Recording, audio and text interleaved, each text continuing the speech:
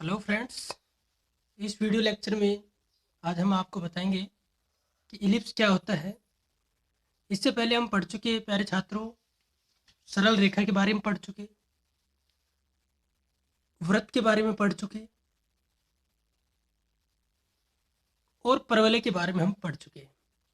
आज हम पढ़ेंगे इलिप्स के बारे में। तो इलिप्स क्या होता है? जिस प्रकार से हमने वृत्त की डेफिनेशन पढ़ी है, पैराबोला की डेफिनेशन पढ़ी है, उसी प्रकार से हम इलिप्स की जो परिभाषा है वो क्या होती है उसको हम जानेंगे।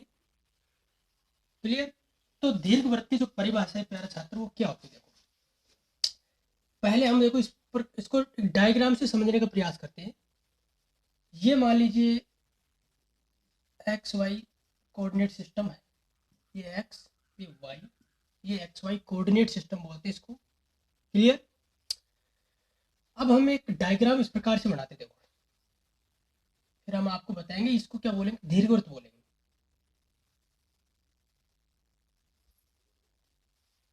क्लियर?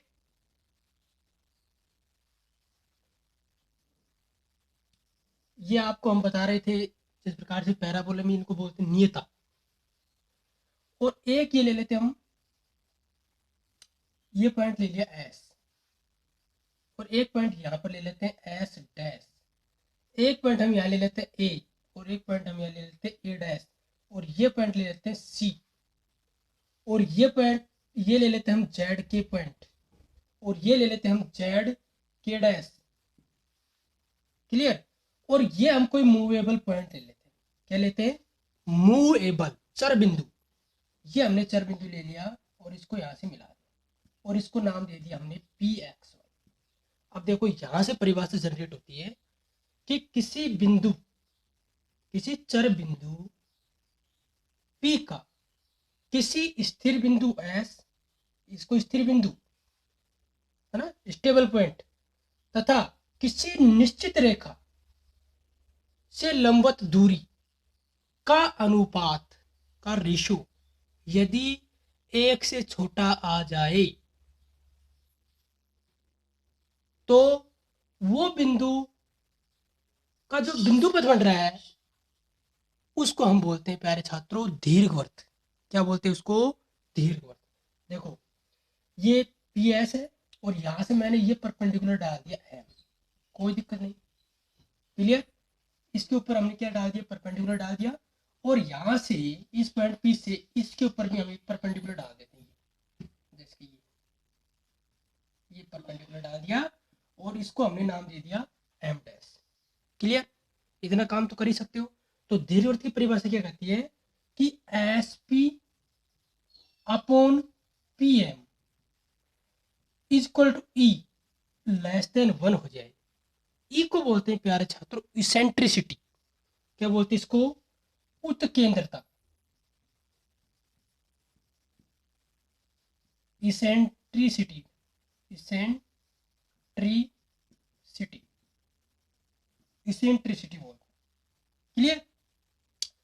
तो ये जो कंडीशन आ जाए इसके लिए, इस पॉइंट पी के लिए, तो इस प्रकार इस पी पॉइंट के द्वारा जो बिंदु पथ, जो लोकस जनरेट होता है उसको हम क्या बोलते हैं?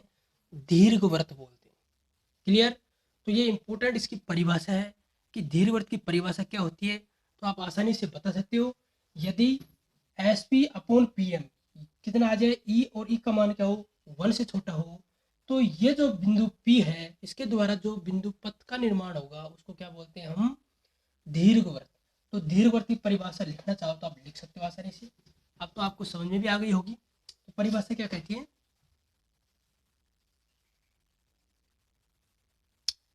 तो ये परिभाषा क्या कही, देखो, दीर्घवृत्त एक ऐसे चलित बिंदु का बिंदु पथ होता है। यहाँ लिख देता हूँ परिभाषा।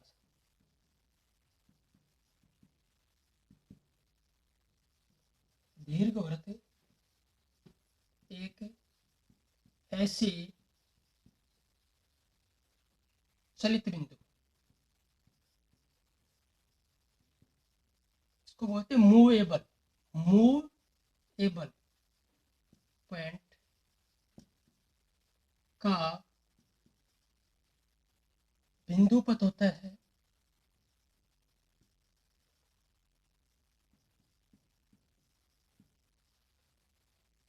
जो इस प्रकार गमन करे कि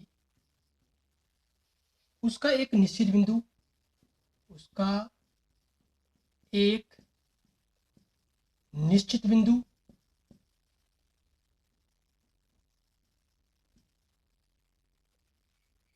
तथा एक निश्चित रेखा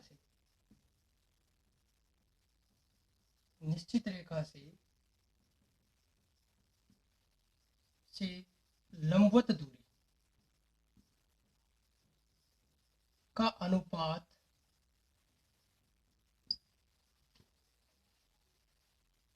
एक अचर राशि हो एवं उसका मान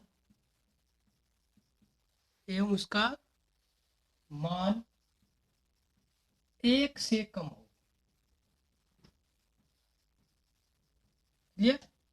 तो देखो, ये जो मैंने शब्दों में जो बात लिखी है, तो उसको गणित की भाषा में इस प्रकार से लिखते हैं कि एक ऐसे चलित बिंदु, इसको चलित बिंदु बोलते हैं, मूवेबल पॉइंट, जिसकी किसी एक निश्चित बिंदु, ये निश्चित बिंदु है, इस निश्चित बिंदु को बोलते हैं दीर्घवृत्त की नाभि बोलते हैं। क्लियर? तो उस निश्चित बिंदु और एक निश्चित रेखा से लंबवत दूरी का जो अनुपात है, ये सदैव क्या हो, एक अचर राशि हो और उसका मान किससे कम हो, सदैव एक से कम हो। तो वो जो बिंदु पथ होता है, वो उसको क्या बोलते हैं, हम दीर्घवृत्त बोलते हैं। क्लियर?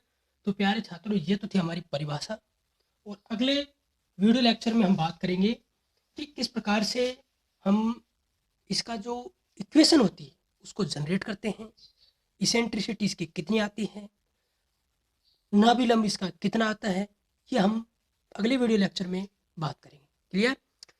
तो मैं उम्मीद करता हूँ प्यारे छात्रों, ये डेफिनेशन है, ये आपको समझ में आ गई होगी। Thank you.